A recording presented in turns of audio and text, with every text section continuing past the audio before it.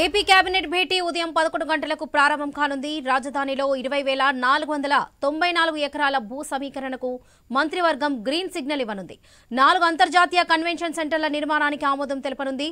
ఇక రాజధాని నిర్మాణం కోసం ఇసుక డిస్టిలేషన్ కు అనుమతి ఇవ్వనుంది. హై డెన్సిటీ రెసిడెన్షియల్ జోన్ కు కేబినెట్ ఆమోదం తెలపనుంది. అమరావతిలో అల్లూరి అమరజీవి స్మారక చిహ్నాల ఏర్పాటుకు ఆమోదం తెలపనుంది. అమరావతిలో పలు సంస్థలకు భూ కేటాయింపులకు ఆమోదం తెలపనుంది. ఇక బనకచెర్ల ప్రాజెక్టుపై కేబినెట్ లో ప్రత్యేక చర్చ జరిగే అవకాశం ఉంది. సుపరిపాలనలో తొలి అడుగు ఫీడ్బ్యాక్ పై కేబినెట్ తర్వాత మంత్రులతో సీఎం చంద్రబాబు చర్చించనున్నారు.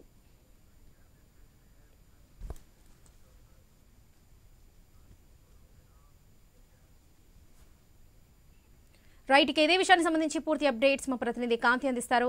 కాంతి, కేబినెట్ భేటీలో ఏ అంశాలు చర్చకు వచ్చే అవకాశం ఉందంటారు? ఉదయం 11 గంటలకు సీఎం చంద్రబాబు నాయుడు అధ్యక్షతన ఏపీ కేబినెట్ సమావేశం జరగబోతా ఉంది.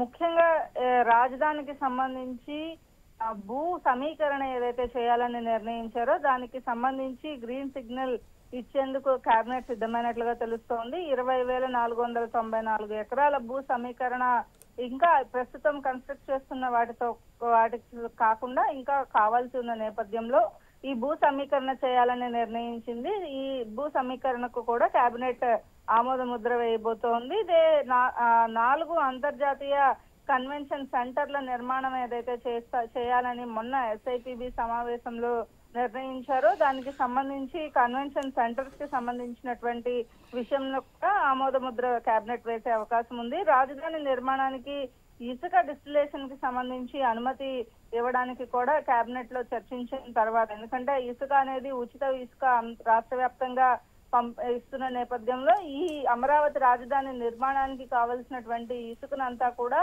కృష్ణా నదికి ఎగువన ఉన్నటువంటి ప్రాంతం నుంచి తీసుకోవాలని భావిస్తున్నారు. దీనికి సంబంధించి కూడా ఈ రోజు ఇసుక డిస్టిలేషన్ కి కూడా కేబినెట్ అనుమతి ఇవ్వబోతోంది. అలాగే హై డెన్సిటీ రెసిడెన్షియల్ జోన్ సంబంధించినటువంటి విషయంలో కూడా కేబినెట్ ఆమోద ముద్ర వేసే అవకాశం ఉంది. అలాగే అమరావతిలో అల్లూరితో పాటుగా అమరజీవి స్మారక చిహ్నాలు ఏర్పాటుకి సంబంధించి కూడా కేబినెట్ ఆమోద ముద్ర వేసే అవకాశం ఉంది. దీంతో పాటుగా కొన్ని సంస్థలకి భూ కేటాయింపులు చేయాలి, అమరావతిలో కొన్ని సంస్థలు పెట్టడానికి, అలాగే డెవలప్మెంట్ విషయంలో కూడా ముందుకు వెళ్తున్న నేపథ్యంలో అమరావతికి సంబంధించి వస్తున్నటువంటి కొత్త ఇండస్ట్రీస్ కి కూడా ఆమోద ముద్ర కేబినెట్ వేసే అవకాశం ఉంది. ఇక బనకచెర్ల ప్రాజెక్ట్ కి సంబంధించి ఏదైతే కేంద్రం నుంచి వెనక్కి వచ్చినటువంటి అనుమతులు ఏవైతే ఉన్నాయో వాటిని ఎట్లా మళ్ళీ ముందుకు వెళ్ళాలి, అలాగే మరొకసారి ఇరిగేషన్ అధికారులు ఢిల్లీకి వెళ్లి మాట్లాడే విషయం పైన కూడా చర్చించి కేబినెట్ ఒక నిర్ణయం తీసుకునే అవకాశం ఉంది. అలాగే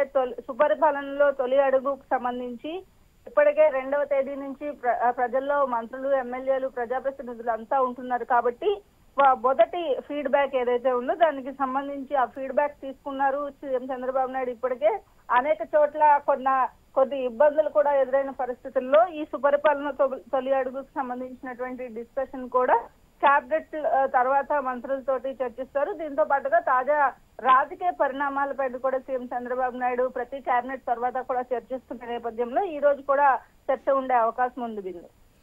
రైట్ కాంతి, థ్యాంక్ యూ.